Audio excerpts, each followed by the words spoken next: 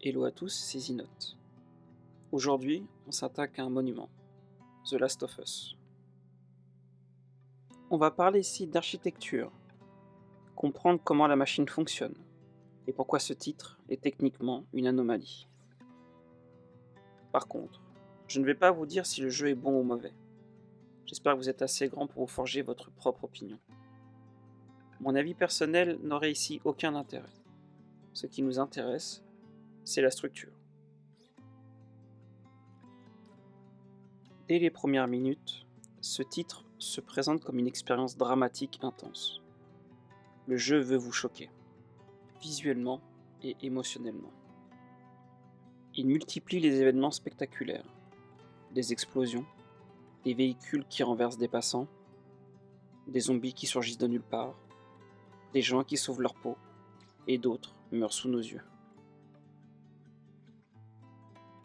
Mais en grattant un peu ce vernis cinématographique, on réalise qu'on n'est pas face à un monde organique. La majorité de ces événements repose sur des scripts rigides, trop visibles même. On est à l'opposé d'un jeu qui génère des situations de manière dynamique. Ici, tout est prédéfini. Le résultat est sans appel. Les moments dramatiques paraissent artificiels et prévisibles. Le joueur sent la présence d'un scénario imposé, plutôt que d'un monde vivant. Tout au long de cette vidéo, nous allons disséquer ces mécaniques pour comprendre comment le jeu est, en réalité, un théâtre d'automates. Un monde où le joueur est guidé mécaniquement, plutôt que de survivre dans un univers véritablement réactif.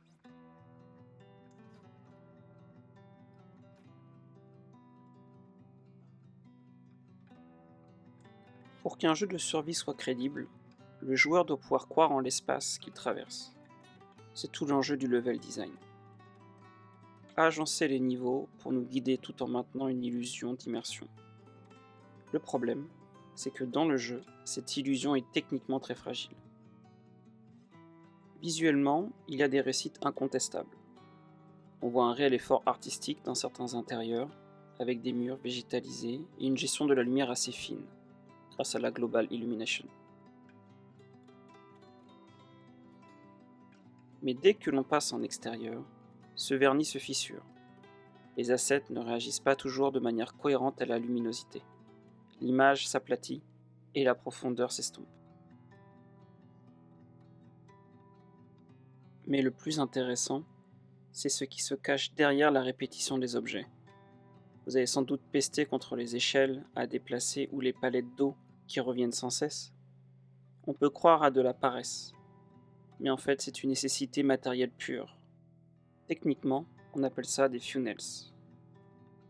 À l'époque, sur PS3, la mémoire vive était extrêmement limitée. Pour passer d'une zone A à une zone B, sans écran de chargement, le studio utilise des séquences de déplacement lents, comme des écrans de chargement déguisés. Pendant que vous poussez péniblement votre palette, le moteur fait du queuing. Il vide les objets de la zone précédente et charge les nouveaux. Ce sont des points de non-retour dictés par la machine, mais pas par le scénario. Et la variante la plus discrète de ce mécanisme, c'est le passage en instance. Vous connaissez ces moments où Joël se glisse entre deux murs, rampe sous une clôture, ou passe une fenêtre au ralenti? Ce ne sont pas des animations de mise en scène, ce sont des changements d'instance déguisés. Le jeu charge un nouvel environnement de l'autre côté, pendant que votre caméra est contrainte de regarder le dos de Joël face à la brique.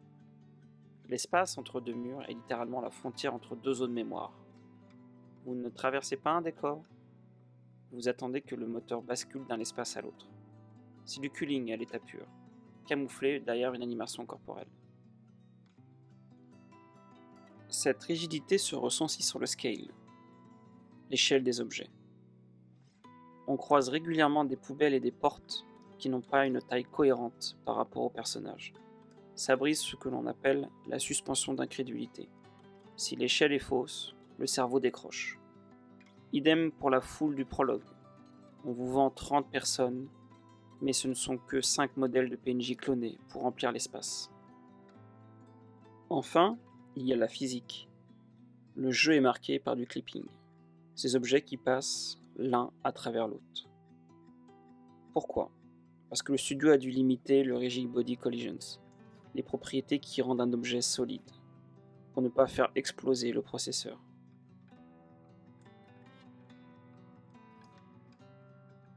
En résumé, l'environnement de The Last of Us fonctionne comme un immense trompe-l'œil. C'est un monde composé de couloirs fermés où chaque échelle et chaque bug de collision nous rappelle une vérité froide. Nous ne sommes pas dans une ville dévastée, mais dans une structure mécanique qui lutte pour ne pas saturer la mémoire de la console.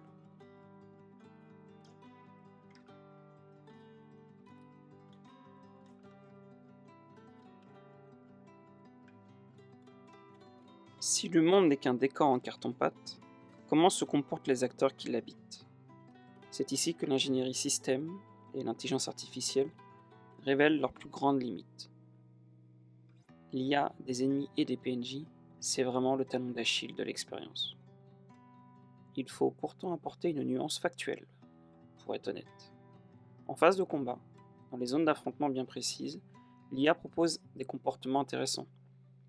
Elle sait vous contourner, communiquer et réagir à vos tirs. On sent qu'il y a un système de jeu qui tourne. Mais le problème, c'est qu'en dehors de ces arènes, la majorité des comportements ne reposent plus du tout sur une prise de décision en temps réel. On bascule sur ce qu'on appelle de la scripted AI, une intelligence dictée par des lignes de code fixes. Leur patrouille ou leur réaction ne s'adapte plus à vous. Elle s'enclenche uniquement parce que vous avez franchi une ligne invisible. Techniquement, on touche ici à la limite du navmesh. C'est ce maillage invisible au sol qui indique à l'IA ses zones de déplacement autorisées. Dans le jeu, l'IA semble incapable de calculer des chemins alternatifs de manière autonome en dehors de ces rails stricts. J'ai un exemple très concret.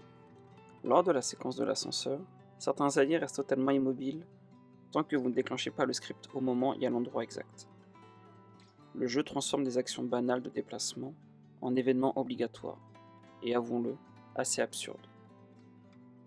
On n'a pas l'impression de coopérer avec ses alliés, on a l'impression de devoir valider une autorisation pour qu'ils aient enfin le droit de bouger.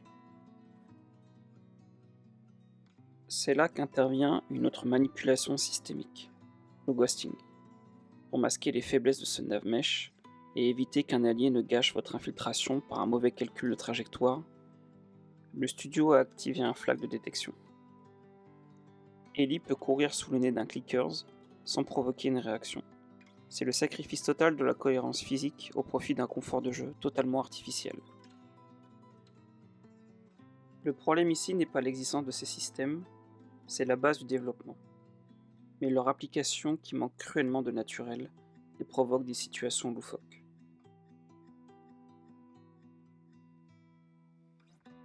L'IA de The Last of Us n'a rien d'organique. Sa rigidité est telle qu'elle vous sort de l'expérience. On élabore une stratégie de survie, certes, mais elle est artificielle. Finalement, nos actions ne font que déclencher des leviers mécaniques pour renforcer la scène suivante à avancer. On n'est pas dans de la survie, on est dans l'exécution d'une partition.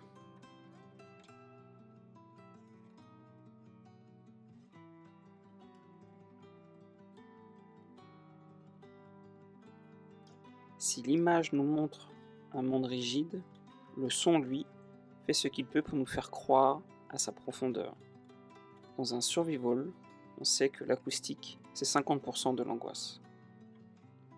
Mais si on tend l'oreille, on finit par sentir le poids des limitations techniques de l'époque. Alors soyons clairs, le travail de surface est globalement solide. Le moteur audio fait un excellent travail sur la différenciation des textures. Vos bruits ne seront pas les mêmes sur du bois, sur du métal, du sable ou de la neige. C'est ce qu'on appelle de la spécialisation audio. Mais dès que l'on cherche une précision systémique, ça coince. Il y a un manque flagrant de 3D Sound Occlusions. Techniquement, cela signifie que le moteur ne calcule pas l'atténuation du son à travers les obstacles physiques. Par exemple, le bruit d'un choc derrière une vitre épaisse peut paraître aussi net que s'il n'y avait aucun obstacle entre vous et la source. Résultat, la sensation de volume réel et de masse de l'environnement s'effondre instantanément. Il y a un manque de volume. Mais le vrai problème, pour une oreille attentive, ce sont les boucles. Dans les phases de calme, les ambiances environnementales et des petits rifts de guitare tournent sur des échantillons très courts. Au bout de quelques minutes d'immobilité, le sample devient perceptible. La répétition casse l'illusion et on comprend que l'on écoute un disque qui raye. Plus étrange encore, on assiste à des déclenchements total artificiels.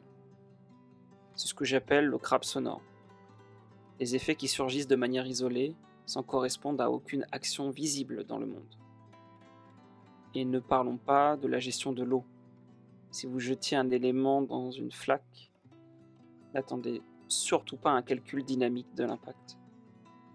Le jeu se contente de lire un fichier audio standard via un trigger. C'est une lecture de fichiers fixes qui ne s'adapte ni à la force, ni à l'angle, et ni à la masse de l'objet.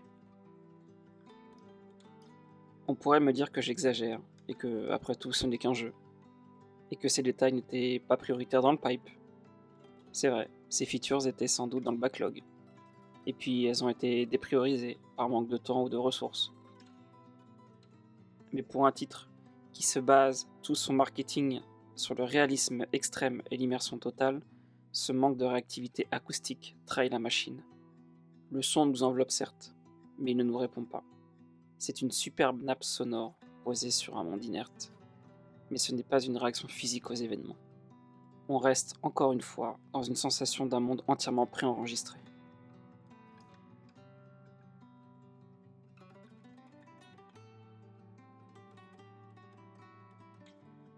Pour masquer la répétition des objets et la pauvreté de certains décors, Naughty Dog a dû ruser avec la lumière.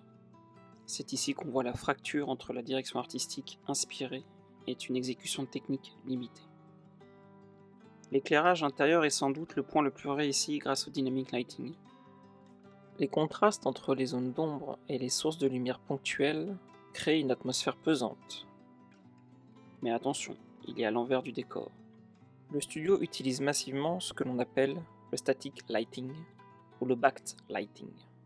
Pour dire simplement, c'est de la lumière cuite. Techniquement, une grande partie de la lumière que vous voyez précalculée durant le développement est directement intégrée aux textures via les light maps. La conséquence systémique est radicale. Le monde est une photo morte, où sur le mur ne bougera pas d'1 millimètre. Le système ne calcule pas la lumière en temps réel pour l'environnement, il se contente d'afficher une image fixe préenregistrée. Dès qu'on sort des intérieurs, cette incohérence saute aux yeux. La lumière naturelle est crédible au premier regard, mais elle est inerte. Les assets de végétation et les décors de fond ne réagissent pas dynamiquement à la luminosité ambiante. Pire, les décors lointains sont souvent des simples sprites 2D ou des textures plates, qui jurent avec le niveau de détail des personnages. Regardez aussi les reflets. En 2013, sans ray tracing, le studio utilise des fake reflections. Les miroirs et les vitres affichent des textures 2D statiques qui ne reflètent absolument pas la position réelle du joueur ou l'état changeant de l'environnement. Quant aux effets météo comme la pluie, c'est du pur scripting. Les gouttes sur les vitres suivent des trajectoires précalculées et n'ont aucun impact physique sur le monde. Les particules de poussière ou de fumée, bien que jolies, disparaissent brusquement dès que le script de l'explosion est terminé. Il n'y a aucune persistance systémique. Le vent ne déplace pas la fumée. Les débris ne restent pas sur le sol.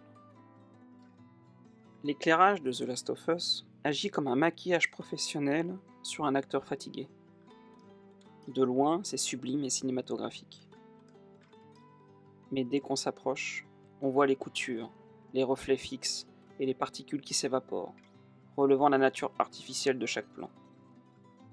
On ne traverse pas un monde, on traverse une succession de tableaux statiques.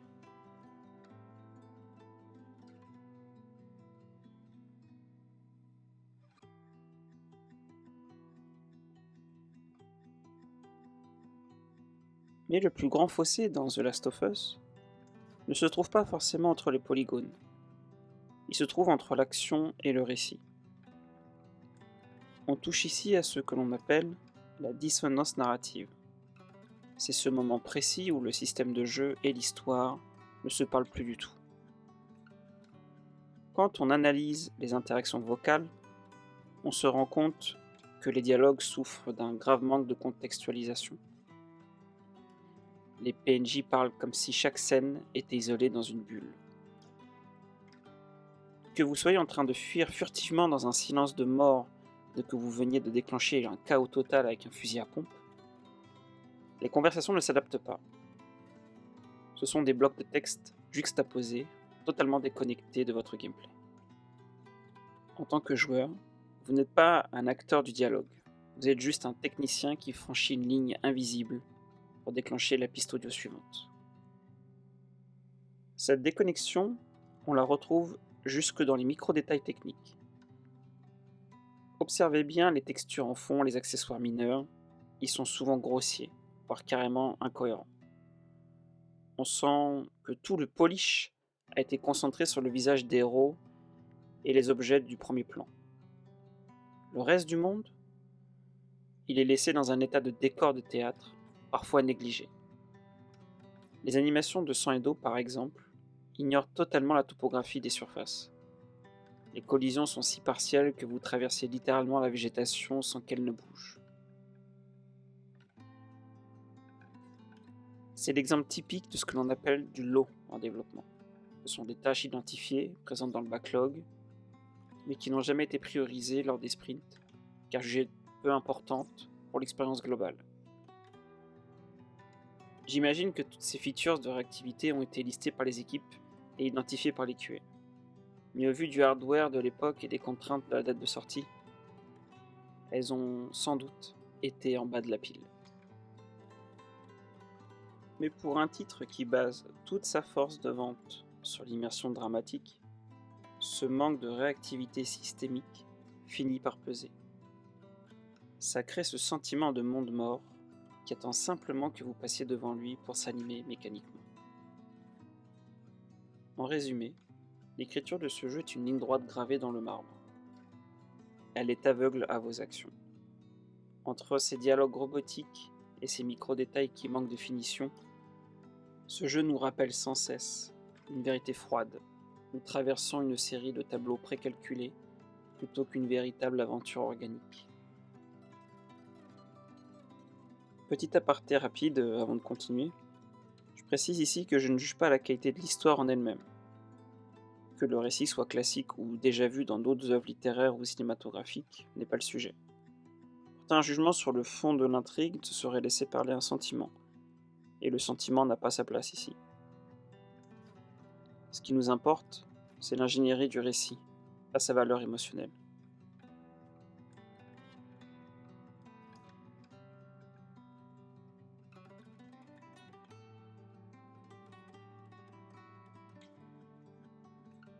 Si les systèmes du jeu sont rigides, Naughty Dog excelle pourtant dans un domaine bien précis, la narration par l'objet. C'est ce qui permet de donner une sorte d'âme à des couloirs scriptés. Au-delà des cinématiques, le jeu utilise énormément de narration environnementale. Techniquement, c'est le fait de raconter une histoire via le placement des assets, un squelette dans une baignoire, une lettre d'enfant ou des graffitis. Ce qui est intéressant du point de vue de l'ingénierie, c'est que ce sont des éléments statiques. Ils ne coûtent quasiment rien en ressources de calcul. Mais ils comblent le manque d'interactivité réelle du monde. C'est la même logique pour les magnétophones, les audiologues, qui apportent une profondeur narrative sans jamais impacter le gameplay. Vous écoutez, mais vous ne jouez pas. C'est ici que le studio a réussi son tour de force. Transformer un monde mécanique mort en un lieu qui semble avoir été habité via des micro-interactions. Mais attention, ne vous y trompez pas. Malgré le discours marketing de l'époque, on n'est pas face à une intelligence artificielle qui décide d'agir par elle-même. Techniquement, Ellie repose sur une machine à l'état fini. Pour bien comprendre la triche, imaginez 2 exemples concrets. Premier exemple, vous vous arrêtez dans un couloir. Au bout de 10 secondes d'immobilité, le timer d'inactivité d'Ellie arrive à 0. Le code pioche alors au hasard dans une banque d'animation, comme par exemple sortir son magazine.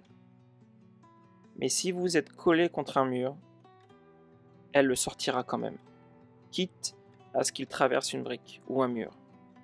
Pourquoi ? Parce que l'IA ne voit pas l'obstacle, elle exécute uniquement un ordre binaire. Si le temps est égal à 10 secondes, alors je joue l'animation. Deuxième exemple, le sifflement. Ce n'est pas une humeur, c'est du contextual scripting. Le studio place des zones invisibles au sol, des triggers. Dès qu'Ellie entre dans cette zone précise, le système change sa table de probabilité. L'animation sifflée passe de 0 à 30% de chance d'être choisie par le timer. Je donne des valeurs fictives, c'est pour l'exemple. Ce n'est pas Ellie qui s'intéresse au monde, c'est le monde qui force Ellie à jouer une animation précise selon l'endroit où elle se trouve. Cependant, il faut être honnête. Ce sont des mécaniques vues et revues dans toute l'industrie. Pour un jeu qui vend une immersion révolutionnaire, c'est assez navrant. On sent un manque d'effort sur la conception pure du gameplay. Le studio se contente d'appliquer des recettes basiques. La force du titre ne réside pas dans son inventivité, mais dans la qualité de son exécution. Ce vernis technique est si bien réalisé qu'il arrive à nous faire oublier la pauvreté de l'innovation et ce parcours sur un rail désespérément conventionnel.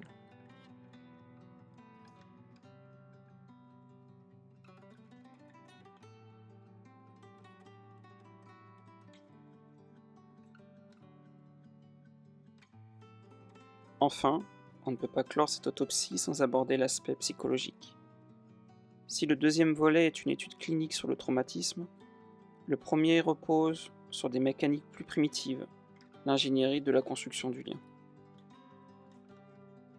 Dans ce volet, la psychologie des personnages est entièrement asservie à une structure narrative à arc linéaire, le deuil et la rédemption. Joël fonctionne ici comme un automate émotionnel, un système dont les variables sont verrouillées par un trauma passé. Le contact avec Ellie n'est pas une interaction aléatoire, c'est le déclencheur du script qui permet de débloquer progressivement ses fonctions empathiques. C'est une écriture à motifs prédictibles, calée sur les standards de l'industrie cinématographique. Les névroses sont identifiées, les motivations sont claires, et l'évolution suit un tracé sans aucune déviation possible.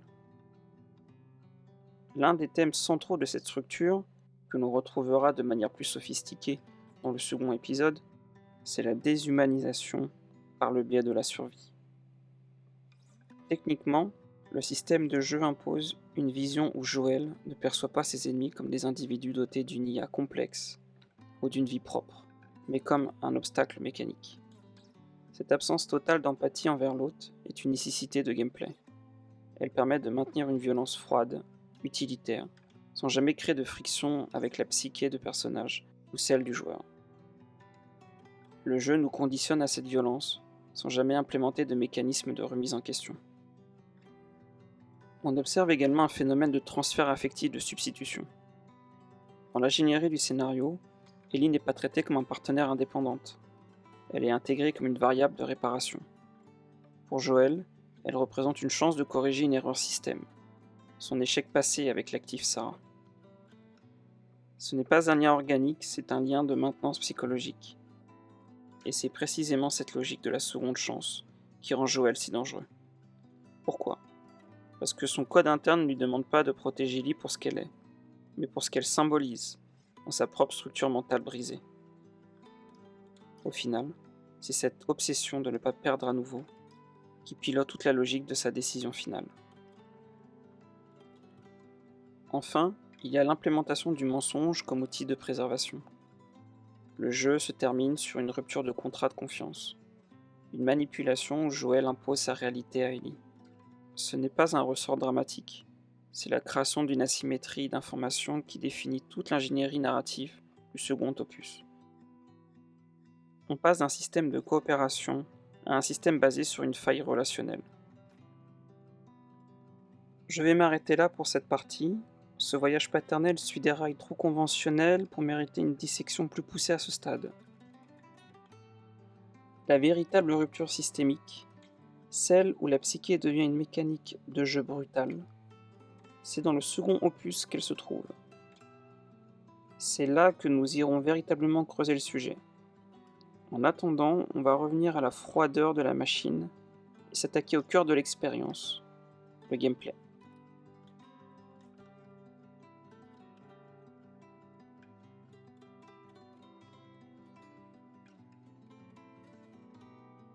Si l'on s'arrête sur le gameplay pur, on touche au cœur du paradoxe.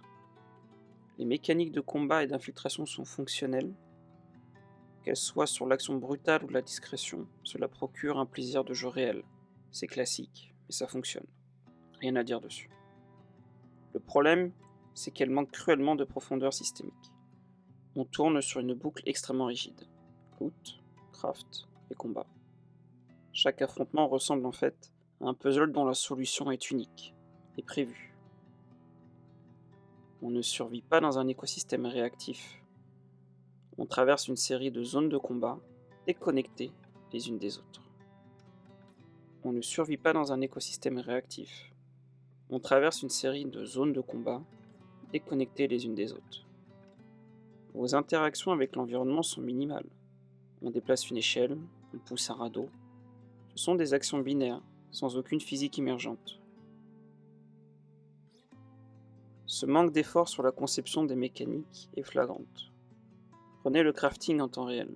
C'est une bonne idée pour le stress, mais techniquement, ça se résume à une barre de progression qui fige votre personnage dans une animation fixe.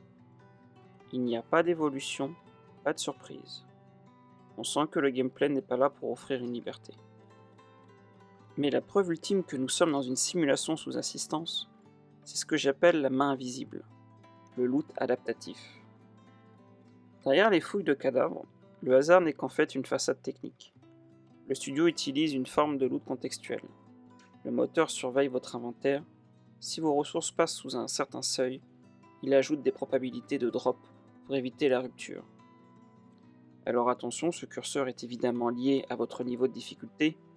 En mode normal, la pitié du script est constante pour garantir le spectacle. En mode difficile ou réaliste, le jeu abaisse radicalement ses seuils, rendant la pénurie bien plus concrète. Mais la logique de contrôle reste identique. Le jeu gère votre stock pour manipuler votre courbe de stress. Le but est psychologique. Vous maintenir dans une illusion de pénurie sans jamais atteindre le softlock qui casserait le rythme narratif. C'est une régulation invisible. Le système ne vous donne pas ce qui est logiquement présent dans ce monde. Il calcule ce qu'il peut vous donner pour que l'expérience reste tendue mais possible. C'est encore une fois le triomphe du script sur la simulation. C'est une conception très conservatrice. Naughty Dog a préféré sécuriser une expérience stable et prévisible plutôt que de risquer des systèmes complexes qui auraient pu briser leur mise en scène. Le gameplay est efficace, mis au service du script, jamais l'inverse. On n'est pas l'acteur de sa survie, on est l'exécuteur d'une chorégraphie déjà écrite.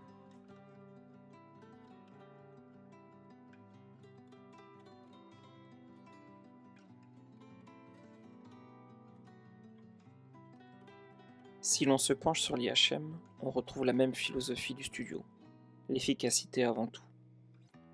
L'inventaire est clair, la navigation est fluide, mais l'ensemble reste d'une rigidité absolue. Le minimalisme de l'interface, c'est ce qu'on appelle la TH invisible, est là pour favoriser l'immersion totale, pour que ne vous quittiez jamais le film des yeux. Mais derrière ce choix esthétique, il y a une boucle de gameplay, que l'on a déjà évoquée, loot, craft, combat, qui est extrêmement balisée. Le crafting en temps réel, aussi stressant soit-il, n'est qu'une barre de progression déguisée qui fige votre personnage dans une animation répétitive. Ce qui nous amène à quelque chose de rarement discuté, alors que c'est un pilier technique à part entière, l'ergonomie. La science de l'interaction entre l'utilisateur et son outil. Et c'est fondamental, parce que selon votre profil, vos capacités, votre sensibilité, cette interaction peut être fluide ou complètement brisée. Et ici, elle est brisée pour beaucoup de monde, parce que l'effort d'adaptation est quasi inexistant. Ce qui est saisissant avec le recul, Surtout quand on connaît ce que Naughty Dog est devenu en matière d'accessibilité, c'est le vide total sur ce sujet. On est au degré zéro de l'inclusion. Quelques options de difficulté, un remappage sommaire des touches, mais c'est tout. Rien que pour les joueurs en situation de handicap visuel, moteur ou auditif, le jeu impose sa loi physique et sensorielle, sans négociation possible. À cette époque, cette fermeture était revendiquée comme un choix artistique, préserver l'intégrité de la vision des réalisateurs. Traduction, le confort du joueur passait après la cohérence du produit. On est en face à une approche ergonomique purement descendante. Un objet fini, rigide, fermé, qui ignore délibérément la diversité de ses utilisateurs pour s'assurer que tout le monde vive exactement la même séquence, au millimètre près. Pas d'adaptation, pas de flexibilité, juste la vision du studio imposée.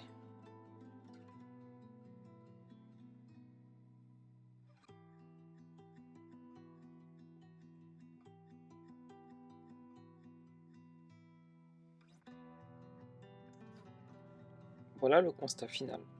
The Last of Us est un cas d'école, un titre qui a convaincu des millions de joueurs d'être face à un chef-d'œuvre, tout en reposant sur des fondations techniquement archaïques. Une IA prisonnière de ses scripts, une physique de surface, un game design qui sécurise plutôt qu'il innove, c'est le triomphe de la forme sur le fond. Il y a des points que cette autopsie n'a pas disséqués, pas par oubli, mais par choix. La performance technique du remaster est propre, sans aspérité, sans intérêt particulier à analyser. L'animation et la mocap sont irréprochables en cinématique. Et dès que le joueur reprend le contrôle, les transitions révèlent un personnage qui bascule d'un état à l'autre, sans continuité physique réelle. La physique des corps suit la même logique, convaincante quand le script la tient en laisse, transparente dès qu'elle est livrée à elle-même. L'IA alliée fonctionne par disparition. Tess, Ellie traverse des espaces, ignore les collisions, existe uniquement quand le script en a besoin. La progression des ressources n'est pas un système, c'est une mise en scène de la pénurie. Et la musique, juste, efficace, mais toujours au service de l'émotion immédiate. Jamais construite comme un langage à part entière. Il serait injuste de ne pas reconnaître l'ampleur du travail accompli sur le son pur. Des centaines d'assets audio enregistrés pour l'ambiance, pour chaque surface, pour chaque matériau, pour chaque environnement. C'est un travail colossal et rigoureux. Les limites que j'ai pointées ne retirent rien à cet effort. Elles révèlent simplement des choix d'implémentation qui ont suivi. Mais il existe une preuve plus froide encore que ces choix, une preuve que personne ne regarde. Les crédits. 1877 personnes ont travaillé sur ce titre, et leur répartition est l'autopsie la plus honnête qui soit, des priorités du studio. Du côté de ce qui fonctionne, les équipes sont massives.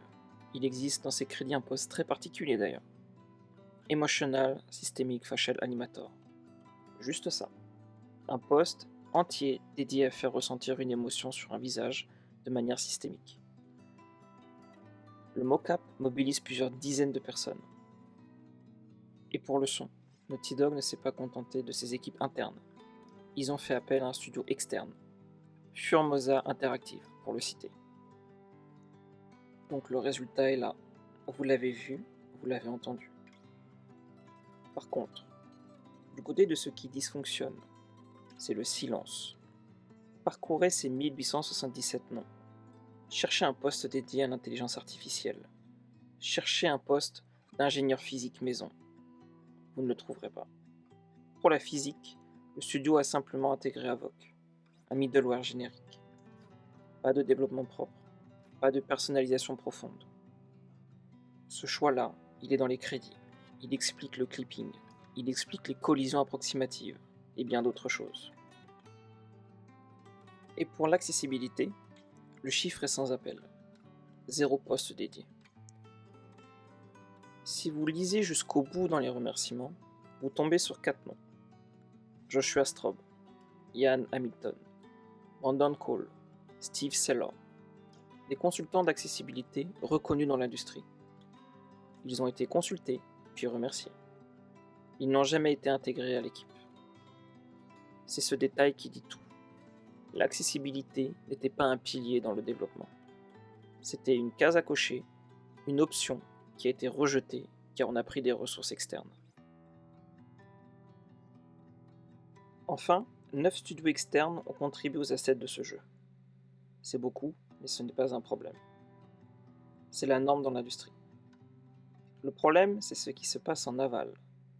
Derrière chaque studio externe, il faut des intégrateurs. Des personnes dont le rôle est de vérifier que chaque asset livré respecte les règles du projet. Le scale, la cohérence lumineuse, le niveau de détail, etc. etc. C'est l'assurance qualité artistique. Et quand vous regardez les crédits, la supervision de ces 9 studios repose sur un seul poste dédié, Lead Outsource Artist. Pas d'équipe d'intégration spécifique, pas de pipeline de validation artistique centralisée visible. Le contrôle qualité sur ces assets était dilué dans les responsabilités générales des directeurs artistiques, qui avaient par ailleurs des centaines d'autres choses à superviser. Le résultat, vous l'avez vu à l'écran, des objets qui ne partagent pas les mêmes niveaux de détail, des textures qui jurent entre elles, des assets de fond qui cassent la cohérence des zones. Ce n'est pas une négligence, c'est une priorité qui n'a pas été mise sur la table. Les crédits ne mentent pas. Là où il y a des gens, il y a de la qualité. Là où il n'y a personne, il y a des failles. Tout est signé, il n'y avait juste qu'à regarder. Et pourtant, ça marche. C'est peut-être ça le plus fascinant. Chaque limite que nous avions disséquée, chaque choix technique que nous avons mis à nu, aucun n'a suffi à briser l'illusion pour la majorité des joueurs. Des millions de personnes ont traversé ce théâtre d'automates et ont ressenti quelque chose de réel. Certains ont vu les ficelles dès la première heure et n'ont jamais pu les ignorer. D'autres ne les ont jamais vus. Les deux lectures sont légitimes, ce n'est pas un jugement, c'est un mécanisme. Dans le second volet, ces mêmes mécaniques cessent d'être des contraintes pour devenir des intentions. On quitte le monde qui simule le vivant pour entrer dans une machine conçue pour produire de la souffrance psychologique. C'est une autre autopsie, un autre niveau de dissection. Et c'est exactement là où nous irons dans la prochaine vidéo. Merci de m'avoir suivi pour cette première partie. On se retrouve très vite.